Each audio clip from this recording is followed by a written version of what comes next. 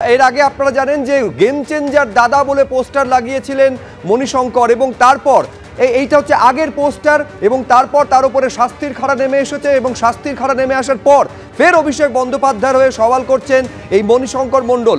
দুটো ছবি একেবারে পাশাপাশি আপনাদের সামনে রাখছি। ঠিক কি পোস্ট করেছিলেন এর আগে, যে ছবি লাগিয়েছিলেন গেম চেঞ্জার দাদা বলে লোকসভা নির্বাচনের ফল ঘোষণার ফল সামনে আসার পর এই পোস্টার লাগিয়েছিলেন দ্য গেম চেঞ্জার দাদা এবং তারপর তার উপর শাস্তির খাড়া নেমে আসে একেবারে দল বিরোধী কাজের অভিযোগে। কিন্তু তারপর এই শাস্তিকে থোড়াই কেয়ার মণিশঙ্কর মণ্ডলের, তিনি ফের পোস্ট করেছেন এবং যেখানে তিনি লিখছেন পছন্দ নয় ভণ্ড ও ফেক, তাই নেতা বেঁচেছি অভিষেক।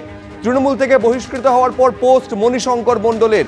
আপনারা জানেন যে তৃণমূল কংগ্রেস থেকে বহিষ্কার করা হয়েছে তৃণমূলের অধ্যাপক সংগঠন ওয়েবকুপার সহসভাপতি, একই সঙ্গে তৃণমূলের মাধ্যমিক শিক্ষক সংগঠনের কার্যকরী সভাপতিকেও। তৃণমূলের অধ্যাপক সংগঠন ওয়েবকুপার সহসভাপতি হচ্ছেন মণিশঙ্কর মণ্ডল এবং মাধ্যমিক শিক্ষক সংগঠনের কার্যকরী সভাপতি প্রীতম হালদার। কিন্তু মণিশঙ্কর মণ্ডলের ক্ষেত্রে উল্লেখযোগ্য এটাই যে বহিষ্কার করার পরেও তিনি অভিষেক বন্দ্যোপাধ্যায়ের হয়ে সওয়াল করছেন শুধু নয়, যে পোস্ট করেছেন যেখানে তিনি লিখছেন পছন্দ নয় ভণ্ড ও ফেক, তার নেতা বেঁচেছি অভিষেক। নিঃসন্দেহে কৃষ্ণ এইখানে প্রশ্ন সঙ্গত কারণেই উঠবে যে এক হচ্ছে যে দলের শাস্তির খাড়া তার উপর নেমে আসার পর অভিষেক বন্দ্যোপাধ্যায়ের সওয়াল করছেন, তার মানে দলের এই যে শাস্তি তাকে কার্যত চ্যালেঞ্জ করছেন। এবং দ্বিতীয় বিষয় ভণ্ড ও ফেক বলতে কাকে বা কাকে নিশানা করতে চাইছেন মণিশঙ্কর মণ্ডল? ঠিকই বলেছো, কারণ হচ্ছে দলের শাস্তির মুখে পড়ার কয়েক মিনিট পর তিনি আবার সোশ্যাল মিডিয়ায় পোস্ট করছেন এবং যে কারণে তার শাস্তি, যে কারণ দেখিয়ে দল তাকে শাস্তি দিচ্ছে, সেই অভিষেক বন্দ্যোপাধ্যায়ের পক্ষে ফের সওয়াল করছেন তিনি সোশ্যাল মিডিয়ায়। শুধু তাই নয়, তিনি যে শব্দবন্ধ ব্যবহার করেছেন কার্যত দলের অন্যান্য নেতার দিকে তাকে ইঙ্গিত করেছেন। পছন্দ নয় ভণ্ড ও ফেক, তাই নেতা বেঁচেছি অভিষেক। অভিষেককে তিনি নেতা বেঁচেছেন কারণ তিনি পছন্দ করেন না যারা ভণ্ড এবং যারা ফেক, তাদের তিনি পছন্দ করেন না।